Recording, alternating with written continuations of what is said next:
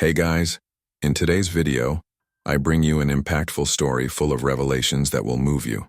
Let's meet Amethyst Wainwright, a worship leader who literally died for over 4 minutes and had a direct encounter with Jesus. During her near-death experience, she received shocking revelations about the spiritual problems hidden in modern churches and discovered truths that will transform the way you understand worship. What she saw on the other side will leave you speechless. So before we start, leave your like, subscribe to the channel so you don't miss any content like this, and activate the bell to receive all notifications. Now, get ready for an exciting and eye-opening spiritual journey. My name is Amethyst Wainwright, and I am a worship leader at Grace Chapel, a church located in Nashville, Tennessee. For over 20 years, music has been my instrument for leading others to worship. I always believed that my work was dedicated to God, but today I know that I was wrong in many aspects, not because I wanted to, but because I didn't understand what it really meant to worship in spirit and in truth. If you are listening to this account, it is because you feel that something in your walk with God may not be aligned. Perhaps you are also looking for answers on how to connect with Him on a deeper level. I know that's what I was looking for, even without realizing it. Little did I know that God would answer my concerns in such a direct and transformative way. The day that changed my life started like any other. I was rushing to a morning prayer meeting, mentally reviewing the song list for the upcoming service. In my heart, there was a mix of excitement and tiredness. The ministry of praise demands a lot. It is necessary to rehearse, adjust the equipment, prepare the musicians, and, of course, deal with the expectations of the congregation. There was always pressure to do something perfect, but this quest for perfection hid something deeper, a feeling of emptiness that I couldn't understand.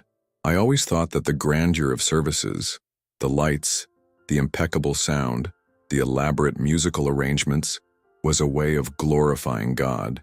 After all, He deserves the best, right?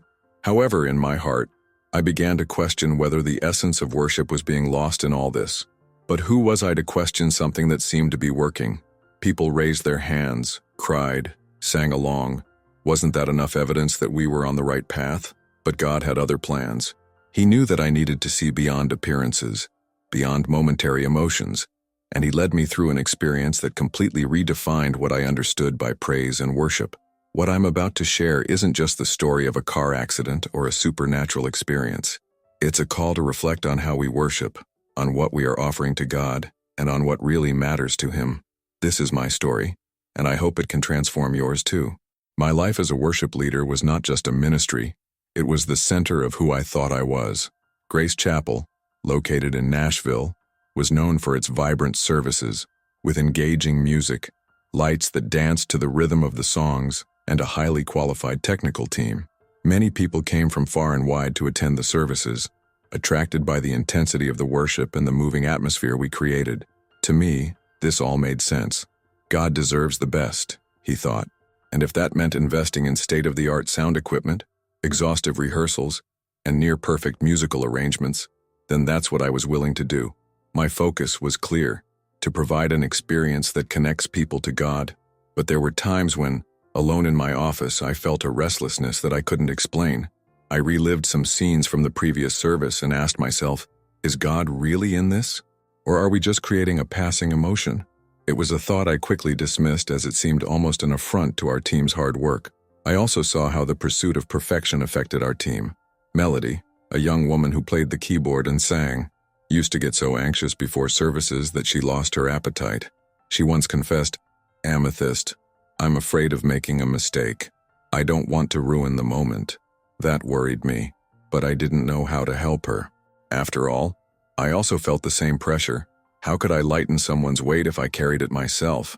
There was one cult in particular that kept coming to mind. It was a night when everything seemed perfect. The music flowed, the lights were synchronized, the congregation sang in unison. However, at the end, while everyone praised the performance, I felt empty.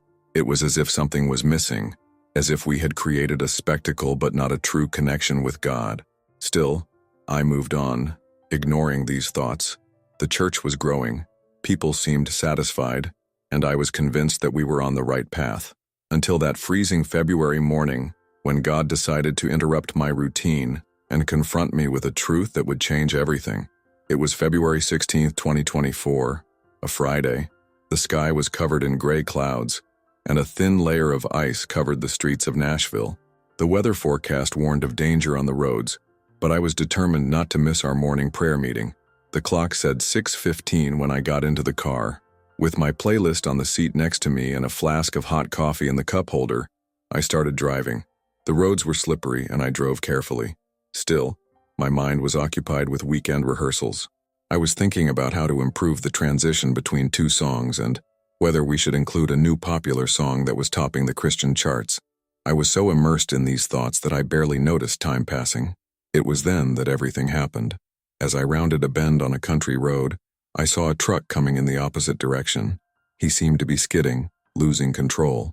Time seemed to slow down as I watched the wheels spinning without traction and the driver desperately trying to correct course.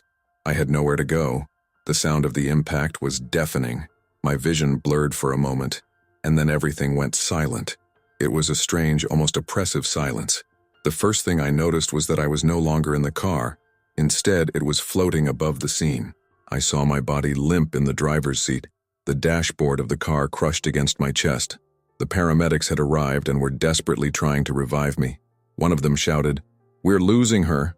From where I stood, I felt no fear or pain, just an inexplicable peace. There was a golden light around me and it seemed like I was drawn to it, like a magnet. I knew something profound was happening, but I still didn't fully understand it. The paramedics continued to fight. "No pulse for over 3 minutes," I heard one of them say. Another responded, "We're not giving up yet." But strangely, that didn't worry me. I was aware of the gravity of the situation, but I felt a presence that enveloped me and said, "Everything is under control." It was as if time itself had stopped. And then, that golden light intensified. Before I could process what was happening, I was completely enveloped by it and transported to a place that felt more real than anything I had ever experienced. As soon as the golden light enveloped me, I felt like I was being carried to another place. It was like passing through an invisible veil, where time and space ceased to exist. When the light dissipated, I realized I was in an indescribable environment, unlike anything I had ever seen. The atmosphere was thick but not heavy. It was filled with a peace and love so intense it seemed almost tangible. In front of me, a figure appeared. He didn't need to say who he was. I knew immediately. It was Jesus.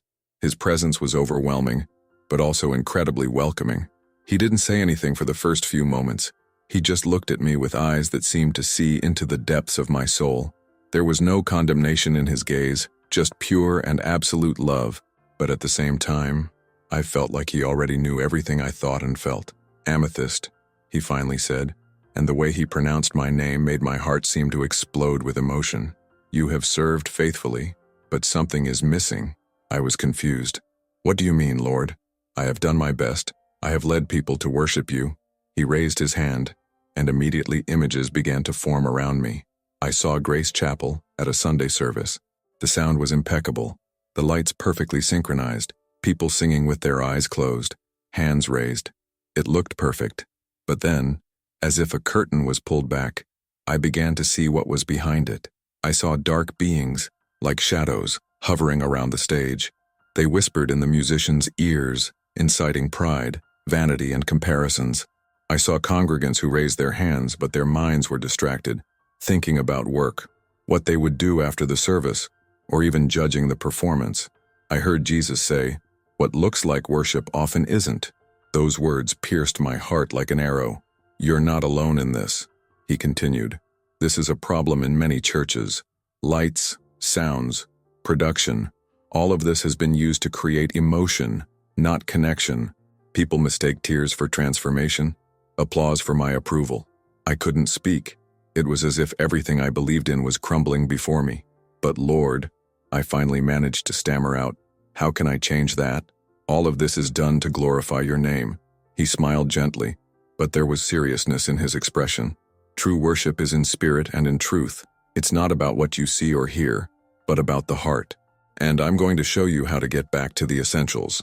Before I could respond, he raised his hand again, and I was transported to another vision.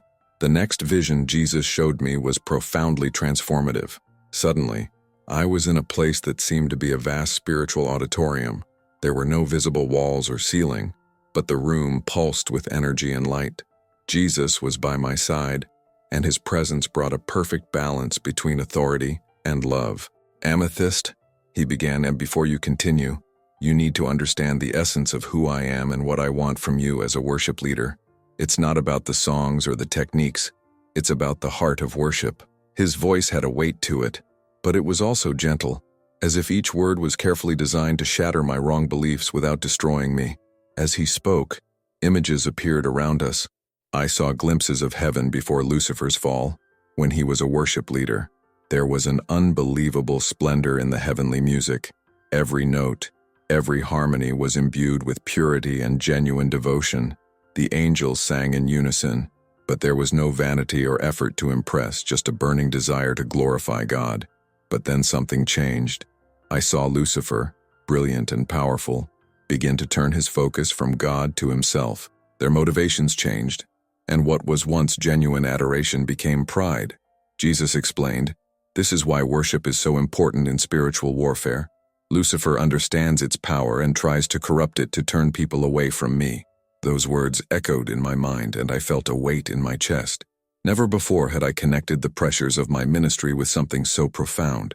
I thought striving for better performances, obsessing over popular songs, and comparing ministries were just part of the job. But now I saw that they were spiritual distractions, strategies used to divert focus from what really mattered. "Lord," I said, feeling tears streaming down my face, "how did this happen?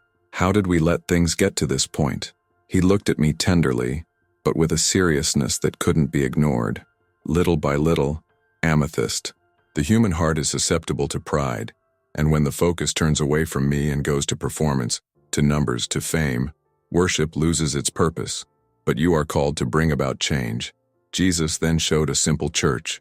There were no lights, no elaborate sound, just a small group, kneeling in prayer. The atmosphere was unlike anything I had ever experienced.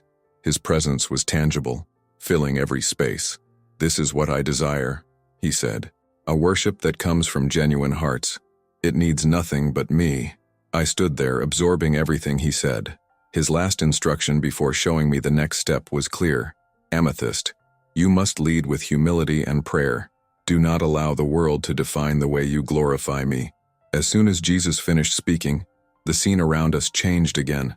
I was back in the churches he had shown me before, but this time everything seemed clearer, more vivid. It was as if I could see through appearances. He was showing me a new layer of spiritual reality that I had never perceived before. I saw large, modern churches with imposing structures, huge stages, elaborate lighting, and musicians who looked professional.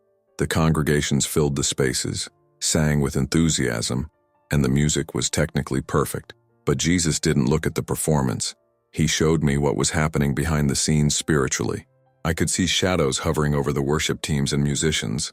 These shadowy figures whispered words of doubt, pride, and insecurity. A guitarist, who seemed confident on the outside, internally struggled with thoughts of, "I need to stand out. I need to be the best here." A vocalist, with an incredible voice, was tormented by the fear of not being enough, while seeking validation through applause and praise. At the same time, I observed the congregation. Many people had their eyes closed and hands raised, but their thoughts were far from God.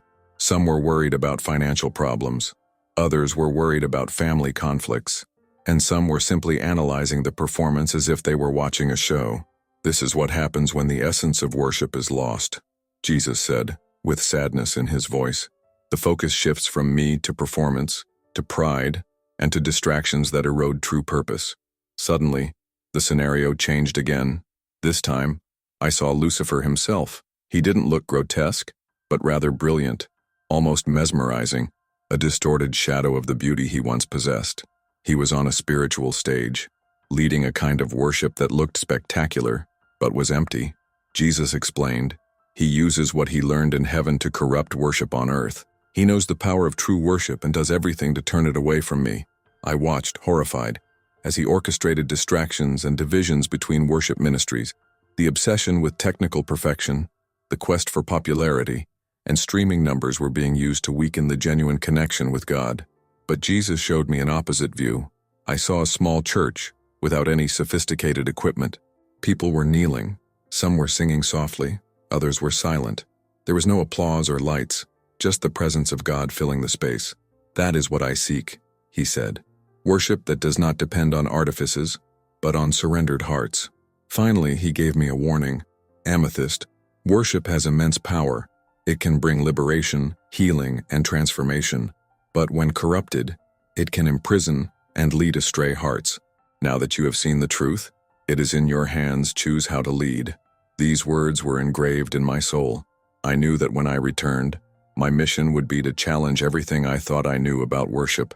Still, I didn't know how people would react or if they would understand the depth of what I had learned.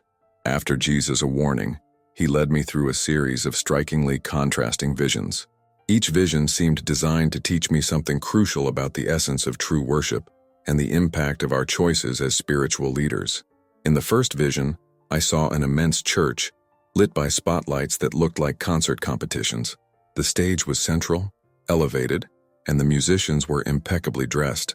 The band played with impressive technical precision, and the congregation followed enthusiastically, singing in unison.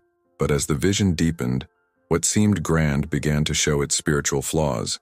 I saw musicians struggle with feelings of inadequacy and comparisons. I listened to leaders' internal conversations. "Can we top last week's service? We need to innovate more to keep attention." These worries were a constant distraction. The congregation seemed involved, but when Jesus touched my hand, I could hear people's thoughts. Some were worried about lunch, others were worried about social media. Many were not really connected to God, but to emotional experience. Then Jesus took me to a completely different place. It was a small wooden church in a rural town. The ceiling looked like it was about to collapse. The windows were simple, and there were no modern equipment. The music came from an old, out-of-tune piano, accompanied by voices that were far from being technically perfect. However, the atmosphere was completely different. People were on their knees, some were crying silently, others were raising their hands in genuine fervor. There were no distractions, no production, no attempt to impress. It was pure. Jesus pointed to this scene and said, "They have nothing, but they have everything.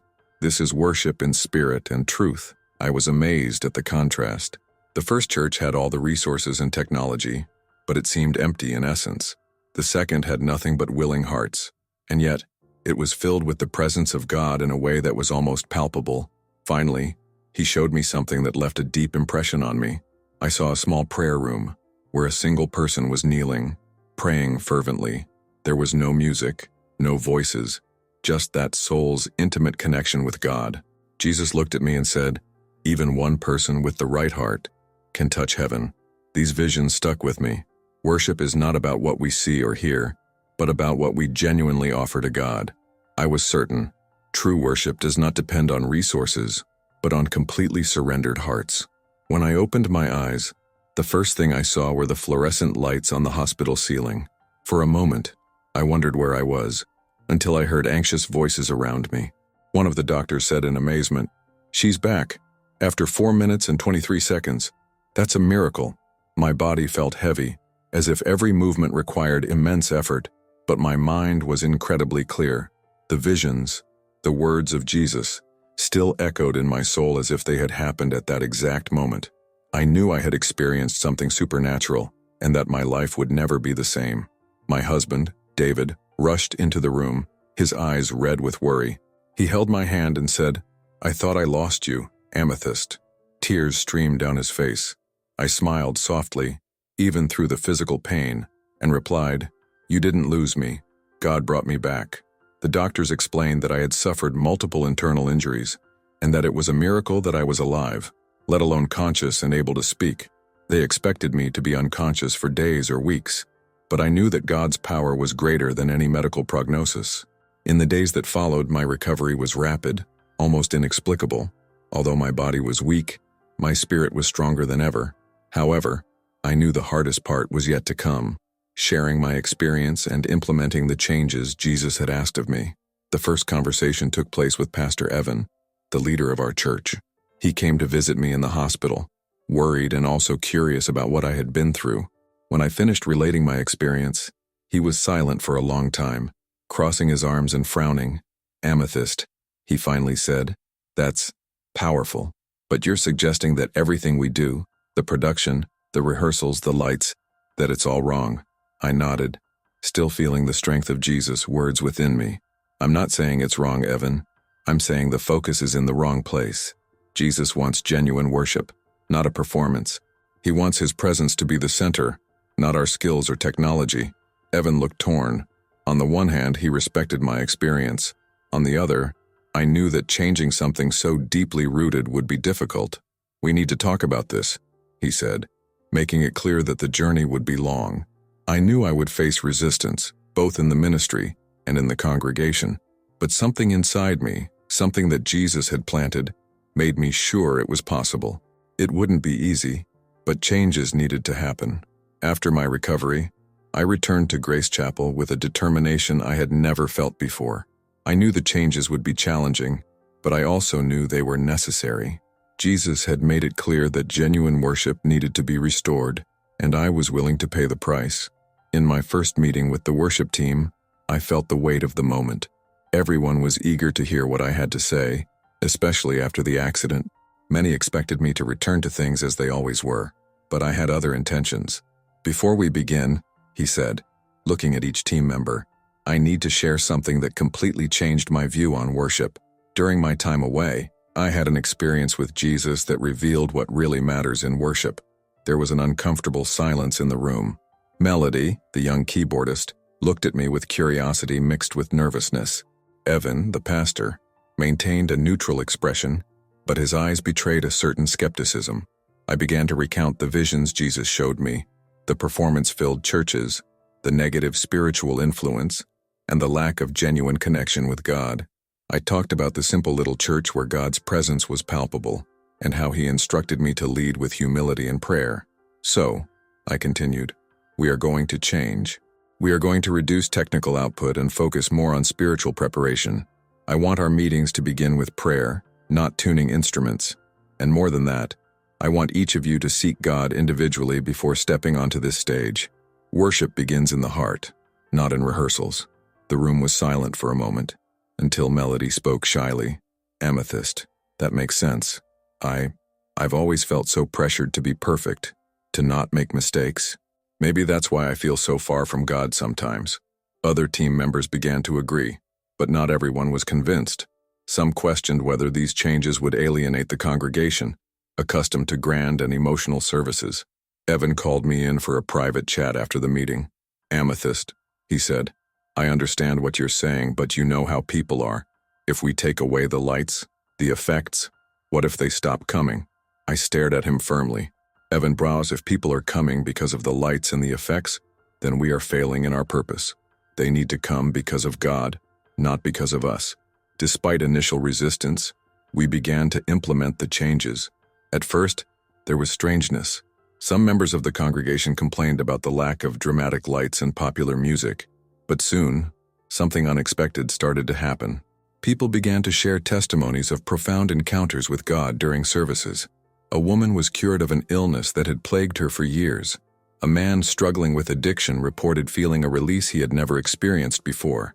The moments of silence and prayer, which initially seemed uncomfortable, began to be filled with a peace and presence that words could not describe. The biggest transformation, however, was in the worship team. Melody, who had previously felt overwhelmed by pressure, began to lead with a renewed spiritual confidence. She told me, Amethyst, for the first time, I feel like I'm actually loving it, not just playing music.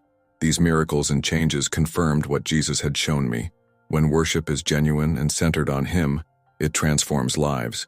And I knew we were just getting started. As the weeks passed, Grace Chapel began to transform. Services, once full of spectacle, became simpler and more sincere, and something remarkable began to happen. God's presence became tangible in a way we had never experienced. What began as a process of deconstruction, of giving up lights, effects, and even some deep-rooted cultural practices, blossomed into something deeper, more real. I remember one particular service, one Sunday night, when we decided to include a long period of silent prayer in the middle of worship. At first, it was uncomfortable for many, including me. The absence of music or movement seemed to expose our souls in a raw way. But in that silence, I heard the first sounds of crying in the congregation. It wasn't emotion manipulated by music. It was the pure breaking of hearts before God. After this service, a young woman approached me. She had tears in her eyes and said, "Amethyst, I came here today thinking about taking my life." But in that silent moment, I felt something, someone, telling me that I am loved. It was like God was there with me. These words confirmed everything Jesus had shown me. True worship has the power to transform lives. The testimonies continued to emerge. Marriages were restored, illnesses were cured, and many people, who previously only attended services, became actively involved, wanting to know God more. The church, which previously attracted people through its production, now attracted people through its spiritual impact. Meanwhile, my worship team has also changed. Previously, our rehearsals were focused on achieving technical perfection, but now they began with intense moments of prayer and communion. We discovered that when we surrendered our insecurities and pride to God, the music flowed more powerfully than ever before. One day, during a service, Pastor Evan asked to speak. He took the stage teary-eyed and said, "I was wrong to resist the changes Amethyst suggested. God is doing something new here, and it all started when we decided to go back to basics. Worship in spirit and in truth." Ultimately, as I reflected on my journey, I realized that Jesus not only transformed my outlook on worship, but also restored my own heart. I was no longer the worship leader who worried about impressing. Now, I was someone who understood that worship begins in the heart, and that we need nothing more than sincerity and total surrender. I leave you with the same invitation Jesus gave me: worship in spirit and truth. Ask yourself, who are you trying to impress? To whom are you offering your worship? It's not too late to realign your focus and allow God to be the center of everything. This is my story. I hope it inspires you to pursue more genuine worship, not just to transform your services, but to transform your life. If you like this beautiful spiritual testimony, leave a like, comment on your impressions, subscribe to the channel, and don't forget to activate the notification bell to watch each new video and help us spread this message to a greater number of people. Until next time.